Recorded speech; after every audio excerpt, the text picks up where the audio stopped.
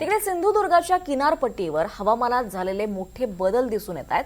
मान्सूनचं आगमन काही दिवसांवर असताना समुद्रात मात्र मोठे बदल दिसून येत आहेत. मालवणच्या तोंडवळी समुद्र किनाऱ्यावर मोठ्या प्रमाणात वाळूच्या ढिगाऱ्याला भेगा पडलेल्या दिसून येत आहेत. समुद्रातल्या हालचाली आणि वाऱ्याच्या या वेगामुळे अशा प्रकारची स्थिती निर्माण होत असल्याचं स्थानिक मच्छीमार सांगतायत. दरम्यान याचा आढावा घेतलाय आमचे प्रतिनिधी गुरुप्रसाद दळवी यांनी.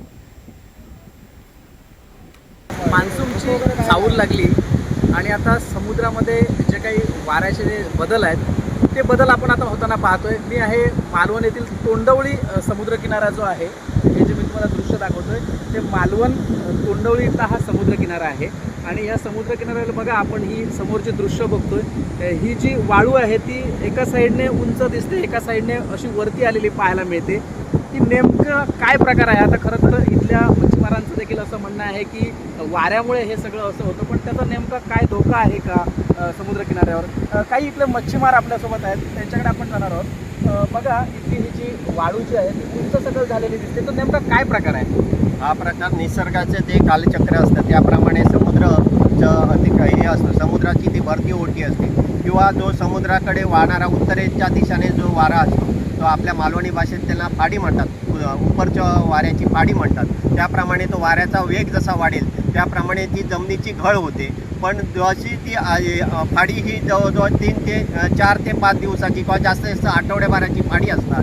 त्यानंतर परत तो वारा बदलून दक्षिणेकडनं सुरू होतो. त्यावेळी ती घळ असते समुद्राची झाले ती पूर्ववत होते. हे निसर्गाचे एक कालचक्र आहे की याप्रमाणे धूप होणे आणि भरणे यामुळे कुठल्याही समुद्रकिनारच्या किनारपट्टीला धोका उत्पन्न होत नाही किंवा त्याचा समुद्राचा भाग कुठला वाहून जात नाही. तर ती वाळू फक्त एकतर समुद्राच्या बाजूला वाऱ्यामुळे त्या वरच्या बाजूला निघून जाते आणि परत ती समुद्राच्या आत समुद्र खेचतो. परत ती 3-4 दिवसांनी परत तीच वाळू होती तशी निर्माण होते आणि परत तो सरळ पट्टा तयार होतो.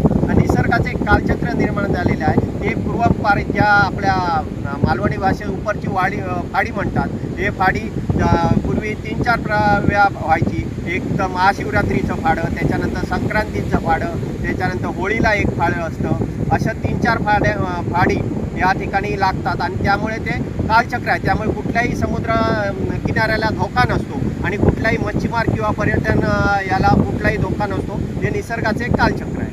बघा,